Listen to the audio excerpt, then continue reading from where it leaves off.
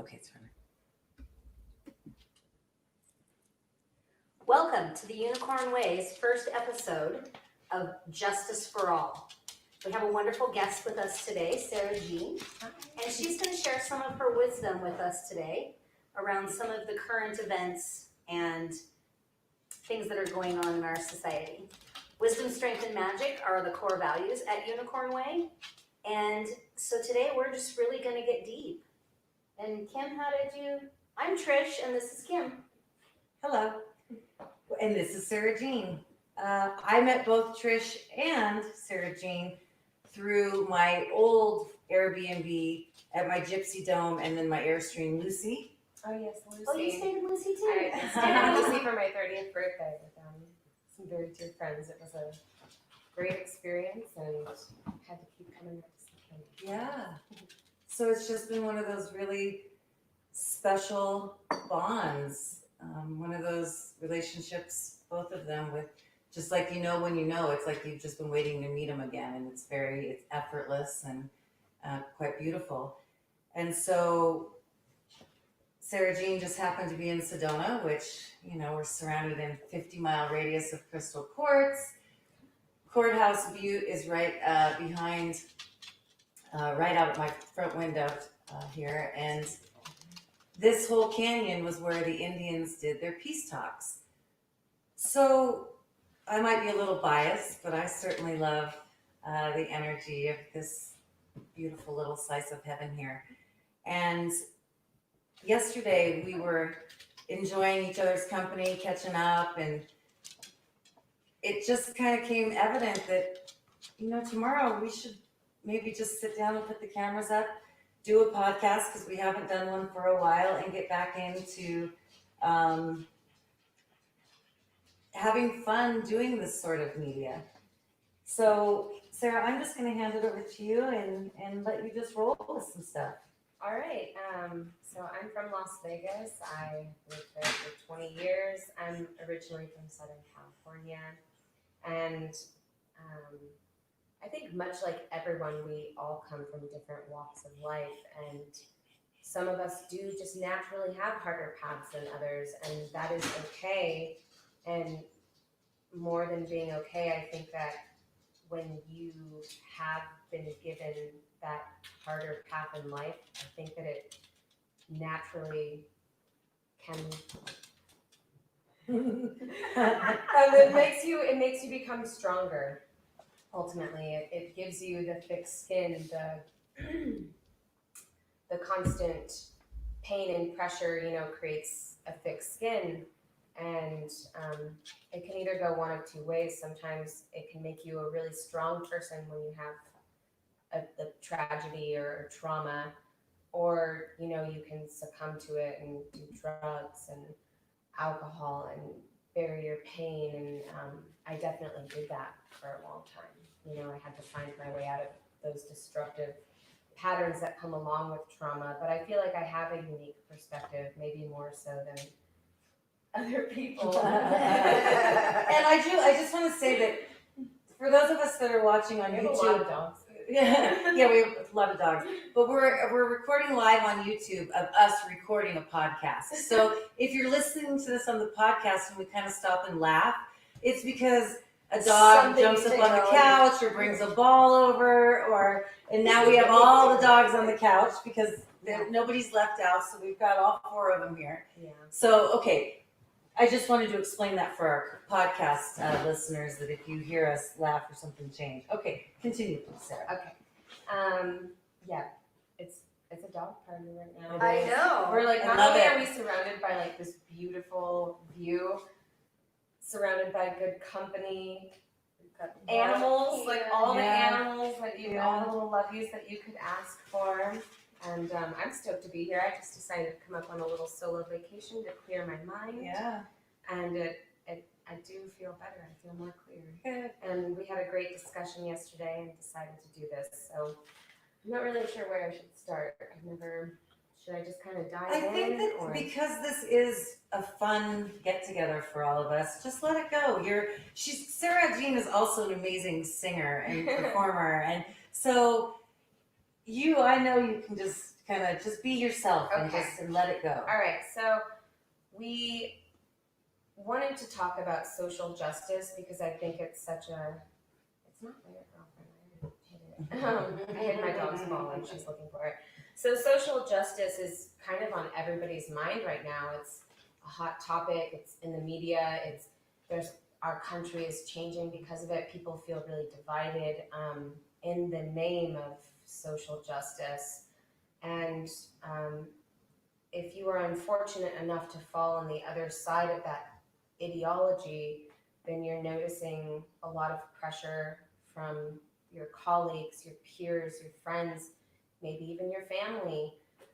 The cancel culture, it's all linked, you know, and I've done my research on it, and I don't want to downplay real justice because I think I want to start actually by acknowledging that there are problems in our country that do need to be addressed when it comes to real criminal justice reform. And I am a reformist. I do believe that we can achieve reform through ratifications and bills and proper training, you know, just more training, more psychological training, I think.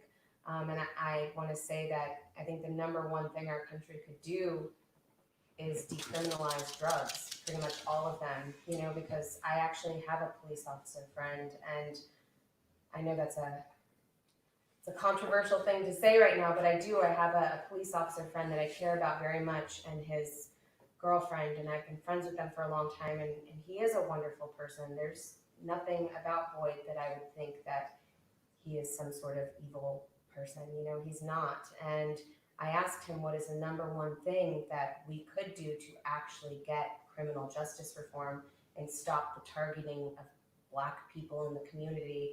And it's decriminalizing drugs, because the war on drugs has never ended, and it just continues. It's never worked, and it is hurting people, especially the Black community. And then you go into the deeper dive of that and the history of CIA dumping drugs into the Black communities for them to sell it, and there is a whole aspect of it that is scary and frightening that we could change, and I think that it would alter the course of people's lives. Again, it's striking at the root, though. You know, it's like we're all just hitting, you know, just twigs. Twigs. You know, it's like, oh, right. But if we really wanted to get to the root of criminal justice, you need to decriminalize drugs. Yeah, because somebody has a very brilliant, dark business model. Yeah. And as long as that's profitable. And I would even add prostitution. Absolutely. Because then therefore, as I understand it, yes, decriminalize. Because I've done an interview with Right. Sara Daters of the Libertarian Party on this subject, and that was something coming from the sex workers, that decriminalization, because I think everybody wants to see the traffickers, right, sex or human, just lose business, to be punished, yeah. and to be stopped. And so I've heard the same thing from the prostitution side, decriminalizing. Yeah, that as well. I have a lot of sex worker friends. I live in Vegas. It's you know, it's a culture that's kind of tied to the town, and if these women are doing it consensually and they're offering a service to somebody, which is exactly what they're doing, and most of the sex workers I know are healers, and you know that's just kind of how they view themselves, and a lot of men need emotional healing or affection or whatever they're looking for, you know. And there's just no the way history of healing temples of sex. right, yes. There was a time sacred prostitution, right. and it was very much about a healing encounter. Right. And Healing so men when they come off a battle, so that they can be yeah. whole humans going back to their families. And we there's don't just have so that much anymore. moral judgment, and once you get up into the system, it's like you run around with that scarlet letter, and Right. the truth You get is, looked down on forever, you know, Yeah. especially if you have any sort of record, you've been busted for it. You can't do certain jobs, you know, and it's the same with even low-level drug crimes like felony marijuana or something. Like, cool, now you have felony on your record. And I've been caught up in the system. I've been arrested. As someone. Just to be Yeah. as honest as I can, it's not something that I'm proud of. I've been arrested 5 times. I've never been convicted of a felony. It was always usually for stupid shit, misdemeanor, or couldn't pay my traffic ticket that turned into a warrant and then got picked up and then just released on OR. But now, if you go and print out my record, it's 3 pages long. So every time a cop gets behind me, Yeah. that's what they're looking at. And I do feel like every single time, like there is not one time that there's a cop behind me that they do not trail me for at least 5 minutes, you know, Yeah. like. And I am a third-class felon, 35-year-old conviction that keeps me out of Canada, and has pretty much been buried in the basement. Oh yeah, buried in the basement until recently when everything's accessible on the internet, Yeah. right? So it didn't really hinder me much until the last few years. And then as far as other conquerable social criminal justice reform is, I think, the prison reform, number one. Modeling the structure, obviously, after other Western, like Norway and Switzerland, where they actually do offer collegiate, like level programs, and people can get college credits there. And I know you can get your GED in jail and maybe learn like a trade, but they should really push people to learn a trade or skill while they're there. If you could finance that, I think most of the time, I mean, I just know from living in hoods, most people who do criminal activities because they don't have a skill, they don't have another way to make money. Well, they actually have a skill. They're very good entrepreneurs. Yeah, they're entrepreneurs, it's not exactly. like- But because the energy is Right, I know. misdirected and misguided, and that's really when we talk about trauma, which is what the horses, out here specialize in helping humans move through. Right. We just get to have the beautiful experience of facilitating it, and because we've gone into the human side of knowledge, can then see it help play it out through the horse. Right. Yes. But horses have a natural fight or flight. So when you are, as a human, you've had a traumatic experience, you go into an unnatural fight or flight, and then it's called flashback. So it becomes the part of your brain that is making rational, logical decisions shrinks. And it gets stuck there. Yeah. Yes, absolutely, Yeah, for absolutely. sure, It's for stuck sure. there. Yeah. I've read that. Yeah, and so, but the good news is there are tools. You can train it out of it. Absolutely, and horses just happen to be, in my opinion, the number one somatic healing experience for Okay. trauma. The most natural way. As I've been through CPTSD myself.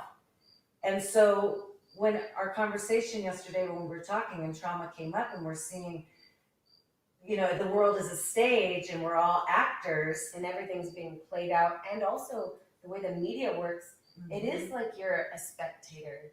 Like you're just like sitting back, like watching the theater, the screen, and it's just like every day the news and the negativity. And the script just keeps getting shittier. I And know. it's not a left or a right thing, it's just a shitty script. Shitty script. And you It's keep almost watching like it a going, shitty Joker movie. is That's there what I keep saying. something Yeah. gonna get better? I never here? saw it. I haven't. I've seen like one of Clips them. from it. You get Yeah. the gist of what it is. I go to very bad things. I do That this. one movie in Vegas where like everything just like crumbled apart and shit show and it gets worse and The tower card and the tarot deck. Yep. And Yeah. absolutely.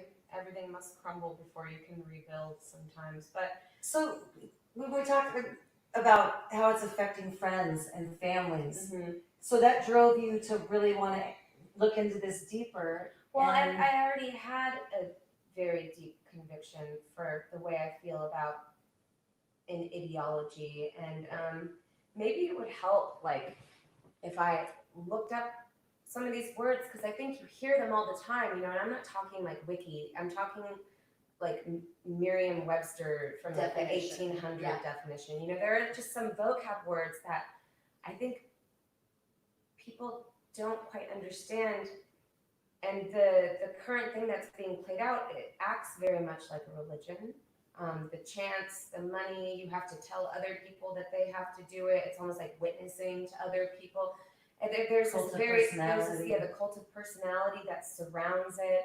And dogma, like I know what it means, but I want to give you because these words are here for a reason. And I know that other people might reason that words are evil because they were created by the patriarchy or something, but that is just silly because it is silly. it's just silly. Okay, so dogmas, dogmata, something held as an established opinion being the main word there, especially a definite authoritative tenet.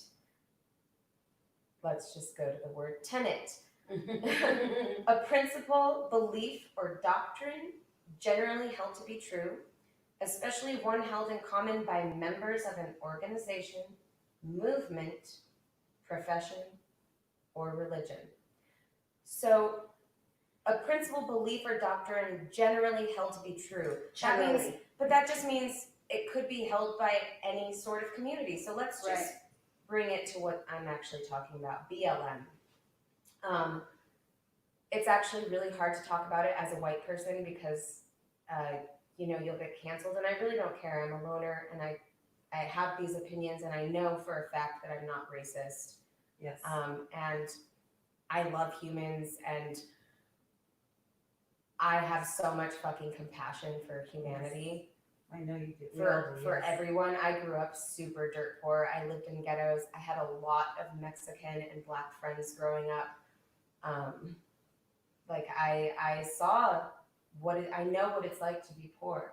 I was in that community, and so when you talk about it, there's something scary because it's like a taboo now, BLM, Black Lives Matter. If it just meant that statement, if it was just a factual statement that I was saying Black Lives Matter, I will tell you unequivocally, yes, Black Lives Matter, Black people matter, Black women matter, Black children matter, Black men matter.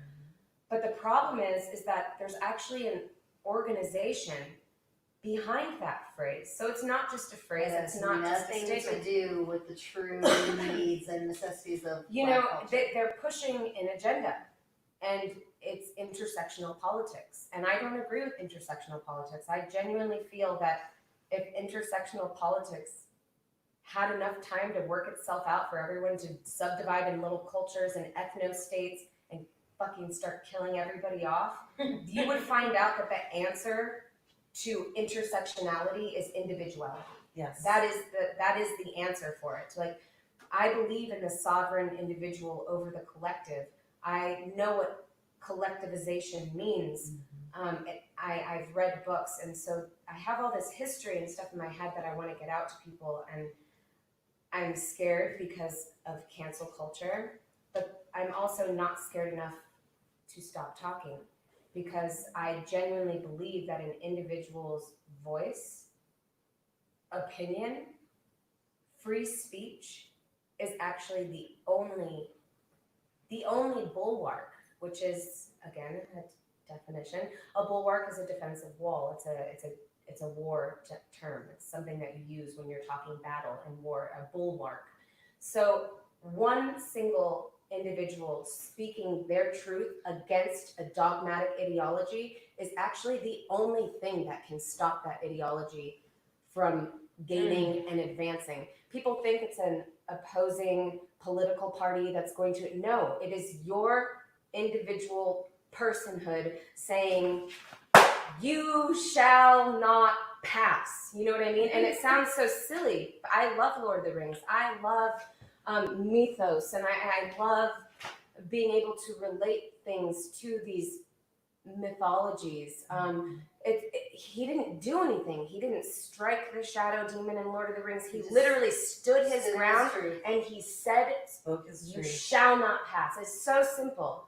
I say no. I say no, or I am a sovereign. I'm a sovereign being. human. This is my opinion, and you can't tell me that because I disagree with you, that makes me X, Y, Z, racist, white privilege, homophobe, whatever. Unless I am actually saying these hateful things against a group, I don't understand how I can even be lumped in there. I don't use slurs. I never have. I've never liked it. There have been people in my family that use it, and I straight up tell them to shut the hell up. I look them dead in the eye, and I'm like, you sound extremely ignorant, and it's embarrassing. It's embarrassing. That's how stupid you are saying that stuff. So I will stick up for people if I hear somebody is talking hateful speech. I'm the person that will tell somebody to shut the hell up. I'm not the kind of person that stays quiet if I think something wrong is happening to somebody. I've always been a person for the underdog. I've always stood up for people that are being picked on. We got a little interruption here. Welcome to live broadcasting. Yeah. I think that was confirmation that like know, right on track, right on track. the- So you started talking about looking into This ideology. the ideology and going around deeper into money and how money affects these things, how these things get hijacked, and where did that lead you as far as what So basically, it's on record. The organizers and leaders of BLM say that they are trained. Like, I am going to go ahead and just quote: "They are trained in Marxist ideology and theories." That is, I think her name's like Patricia something. Those were her exact words: trained Marxist theories and ideologies. So when I hear that, I have a really big problem with it. And I actually have a big problem with any movement that will fly a hammer and sickle flag as if it's not just as ugly, just as hateful as any sort of Nazi insignia. And somehow the hammer and sickle gets a pass, even though on record, communism has killed more people on planet Earth than anything else in history. And I'm talking Christianity, Spanish Inquisition, you fucking name it, and communism has taken more lives. It is insane. They don't teach it to us in schools. It scares me because I looked into this, of course, like everyone, the concentration camps and Hitler and Nazi Germany. My pop-up was Jewish. His name's Irving Morgenstern. I don't know if you can get more Jewish name than that. Right. And I really needed to relate. I had a lot of pain growing up, and looking into other people's pain. Should I keep going? Now it's on the Bluetooth. So let's sorry, Sarah, but I think it's getting to a point where we can't Technology concentrate. really doesn't want us to go Yeah. forward in this. Unless it's like, Do you know who's calling you? can you answer it? It's not still calling. She's not still calling. How do I stop this? I don't have a Mac. I have no idea. I'm too high.